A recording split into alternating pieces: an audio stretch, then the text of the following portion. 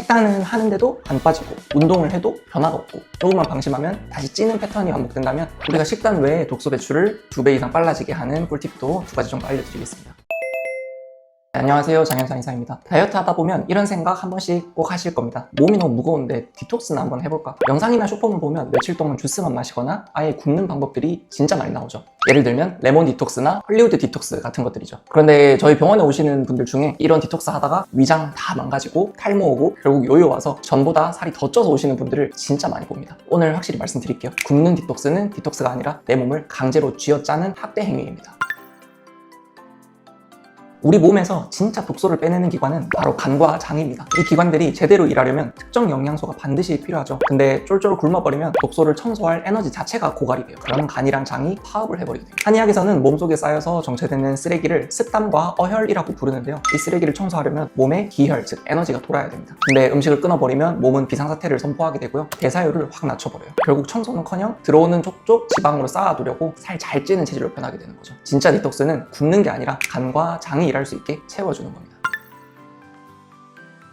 그럼 우리가 3일 동안 어떻게 먹어야 되느냐 딱 3가지만 기억을 해볼게요. 첫 번째, 아침은 따뜻한 야채 단백질 스프, 차가운 주스나 즙은 위장의 기운을 꺾어놓습니다. 대사가 차갑게 식어버리는 거죠. 대신에 양배추, 브로콜리, 토마토 같은 야채를 삶아서 믹서기에 가신 뒤에 닭가슴살이나 두부를 조금 넣고 따뜻하게 끓여서 드셔보세요. 야채의 식이섬유가 장을 청소하고 간 해독에 필수적인 아미노산이 들어가야 간이 열일하기 시작합니다. 두 번째, 점심은 올바른 탄수화물. 점심에는 탄수화물을 꼭 챙겨 드셔야 합니다. 현미밥 반 공기나 삶은 고구마 1개, 버섯, 나물, 두부구이 같은 한식 위주로 든든하게 드십시오. 탄수화물이 들어와야 우리 몸이 굶주리지 않는구나 안심하고 체지방을 태우기 시작하거든요. 저녁에는 흰살 생선이나 두부, 구운 야채 정도로 가볍게 드시고 늦어도 저녁 7시 전에는 식사를 끝내주시는 게 좋습니다. 그리고 다음날 아침까지 최소 12시간에서 14시간의 공복을 유지하시는 거예요. 이 공복 시간 동안 우리 몸은 소화했을 에너지를 전부 해독과 세포 재생에 몰빵하게 됩니다. 이게 사실 최고의 디톡스라고 할 수 있어요.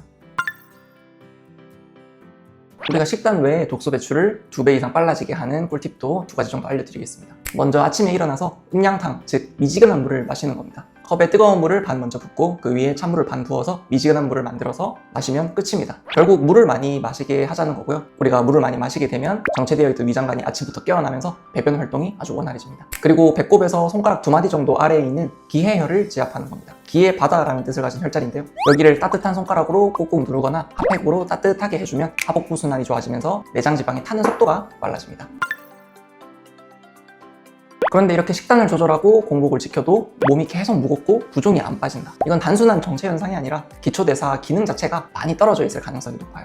이럴 때는 무작정 더 굶고 운동할 게 아니라 아예 접근을 바꿔야 됩니다. 내 장기들이 제 기능을 할 수 있도록 대사를 살리는 게 먼저거든요. 식단은 하는데도 안 빠지고 운동을 해도 변화가 없고 조금만 방심하면 다시 찌는 패턴이 반복된다면 대사의 회복 접근이 필요한 거죠. 저희 환자분들에게는 이런 경우에 한약 처방을 같이 활용하기도 합니다. 예를 들어 도약감비환 같은 경우에는 단순히 체중만 줄이는 개념이 아니라 정체된 장부의 기능을 깨우고 떨어진 대사를 끌어올려서 몸이 계속 에너지를 쓰는 상태로 유지되도록 돕는 거죠. 이 상태가 만들어지면 강도 높은 운동이나 극단적인 식단을 하지 않아도 몸속에 있는 습담, 즉 노폐물이 빠지면서 체지방 위주로 다시 빠지기 시작합니다. 오늘 핵심을 정리해 보겠습니다. 진짜 디톡스는 무작정 굶는 게 아니라 간과 장이 스스로 일할 수 있게 정확하게 채워주는 것이다. 이것만 기억하시면 될 것 같아요. 많은 분들이 마음이 조급하다 보니까 일단 굶는 것부터 시작을 하시거든요. 내 몸을 굶겨서 지치게 만드는 다이어트는 결국 요요와 대사 저하로 돌아오게 됩니다. 내 몸을 해치지 않으면서 리듬을 조절하고 대사를 살려주는 방향으로 가셔야 지치지 않고 건강한 다이어트를 지속할 수 있다. 이렇게 말씀드릴 수 있을 것 같습니다. 돌아오는 이번 주말에 딱 3일만 시간 내셔서 내 몸에 올바른 영향을 주면서 가볍게 비워내 보시면 좋을 것 같습니다.